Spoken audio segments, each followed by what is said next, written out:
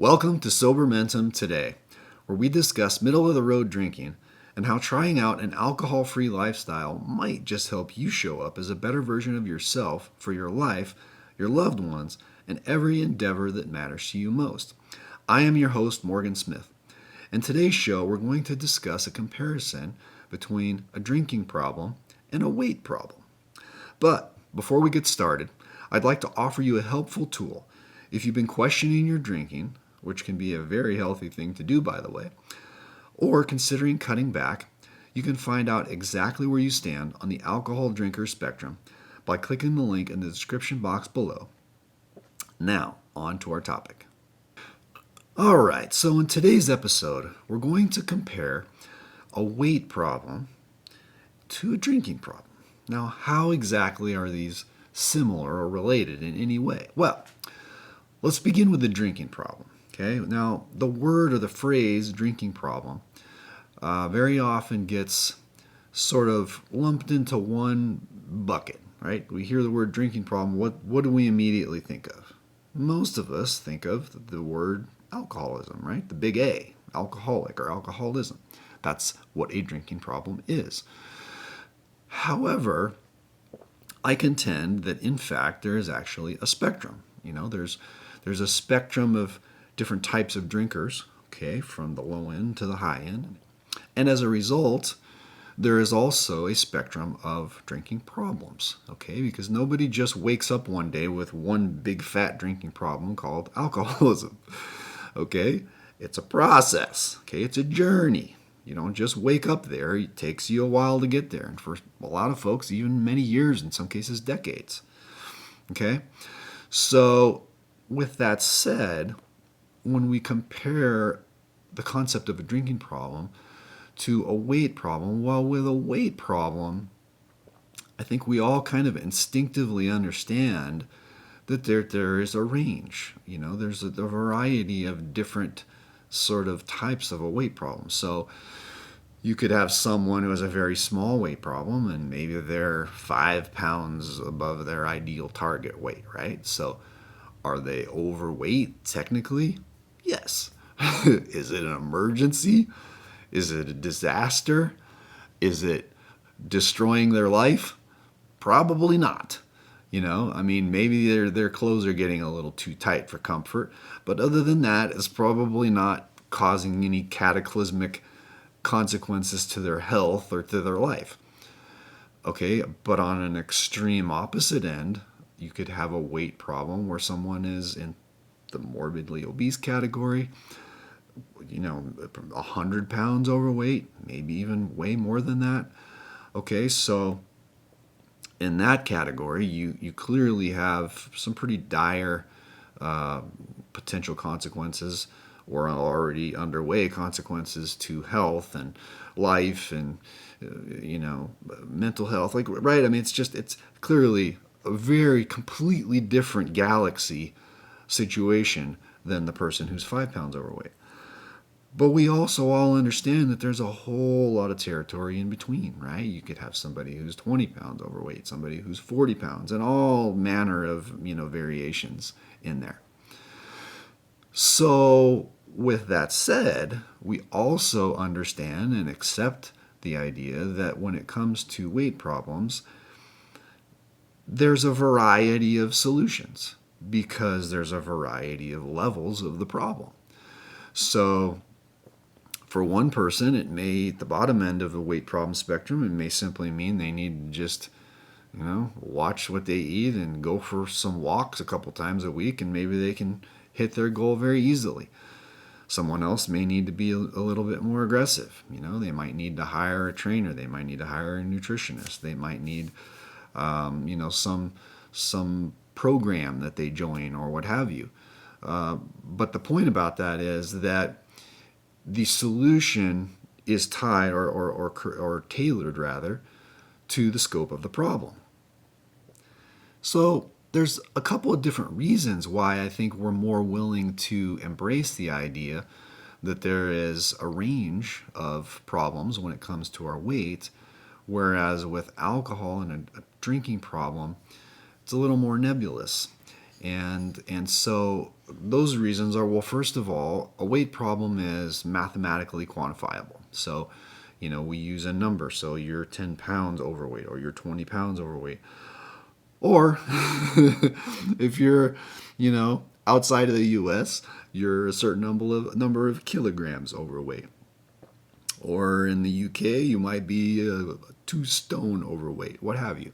But the point is, it's mathematically quantifiable. Okay, so you can kind of zero in on how big of a problem are we talking about here. Secondly, well, with respect to a weight problem, there's a visual element to it, so you can kind of see it. So if someone, is talking about the fact that they're overweight and they want to make, changes and take action, like you can kind of see it, like, okay, I can see this, so it makes sense. With drinking or with problem drinking, there's like, how do you quantify it? Like, what is a problem? Is 2 drinks a day a problem? Is 4 drinks a day a problem? Is 2 drinks 7 days a week a problem? Or is it only a problem if it's 4 drinks 7 days a week? Or is any drinking 7 days a week a problem? Right? It's like a moving target. So the very fact that a drinking problem sort of has this nebulous status and is sort of hard to pin down exactly where you stand and when am I getting into problem territory? This is exactly why I created the alcohol drinker spectrum. This concept came from a desire to quantify, what is problem drinking? What does it look like? What are the numbers here? What are we talking about? Because with other problems in life, and in this video we're talking about a comparison to a weight problem, but it could pertain to other problems too. Generally speaking, there's some mechanism of, quantifying or measuring the size and scope of the problem. And I think it's critical that we have that same feature when it comes to a drinking problem. And secondly, well, you can't really see a drinking problem, right? Unless somebody is just a 10 out of 10 on the drinker spectrum, they're just not even going more than a couple of hours without drinking, and maybe you can just kind of see it in their skin or their eyes or what have you. But for the vast majority of people who are in the sort of problem drinking territory, you're never going to know it by looking at them. You're never going to be able to tell. So, I think that's the factor that we categorize, or we tend to sort of lump all drinking problems together into one bucket. And I talked about this in episode 2 of Sober Men of Today, is that the downside of that approach is that it can cause people to delay taking action for a variety of different reasons. Okay, they don't feel that their situation is bad enough, or they just don't want to admit it, or whatever, because of the stigma. But at the end of the day, we really need to be open to the idea that nobody just wakes up one day and is a quote-unquote alcoholic. And I'm not actually really fond of that term. It's technically not a medical diagnosis. The technical medical term is alcohol use disorder, and within that there's mild, moderate, and severe, and there's some different thresholds there. You can look that up on the CDC website. But essentially, I think we need to acknowledge that there's a variety of different types of drinking problems, and consequently, therefore, there should be solutions that are tailored to the scope of the problem. Like if you were, let's say you're 20 pounds overweight and you go and have a conversation with your doctor, and I know I need to do something about this. I'm concerned about my longevity, I'm concerned about my health, whatever. Your doctor is not going to suggest to you an extreme solution that they would recommend for someone who was 100 pounds overweight, right? Like a gastric bypass surgery or something like really extreme.